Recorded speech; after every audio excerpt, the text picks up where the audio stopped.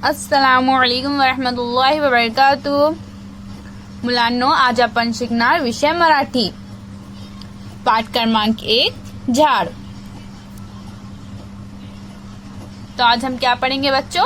पाठ क्रमांक 1 झाड़, जो कि एक नज़म है, कविता है. तो इस कविता के कवि कौन है बच्चों? कवि किसे कहते हैं बच्चों? जिसने कविता लिखी हो. तो ये कविता किसने लिखी? ज्ञानदा आसोलकर. ज्ञानदा आसोलकर. तो इस कविता के कवि कौन है बच्चों? ज्ञानदा आसोलकर. तो चलिए पहले हम इस कविता को पढ़ेंगे.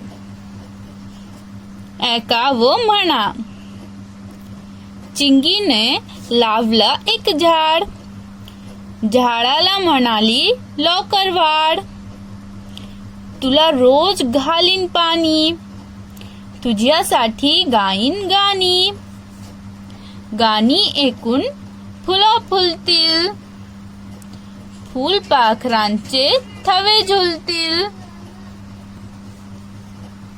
फुलतील फुलं छान छान, हसत राहील पानन पान. तो बच्चों, अब हम इस कविता को समझेंगे. ऐका व म्हणा यानी सुनो और बोलो.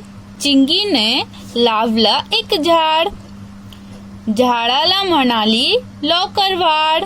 यहाँ पर ये एक बच्ची है बच्चों, इसका नाम चिंगी है. तो चिंगी ने ये एक झाड़ लगाया है और वो झाड़ को बोल रही है लवकर वाढ, यानी जल्दी से बढ़ो. तुला रोज घालीन पाणी, तुझ्यासाठी गाईन गाणी. वो झाड़ को बोल रही है कि मैं तुझे रोज पानी दूंगी और तेरे लिए रोज गाना गाऊंगी.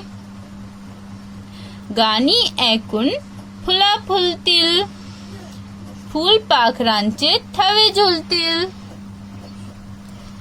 गाना सुनकर फूल खिलेंगे और इन पर तितलियां आकर झूलेंगे. इस तरह से बच्चों फूल खिलेंगे और उन पर ये तितलियां आकर झूलेंगी. फुलतील फुलं छान छान, हसत राहील पानन पान. सारे फूल अच्छे से खिल जाएंगे और पत्ते हंसते हुए नजर आएंगे.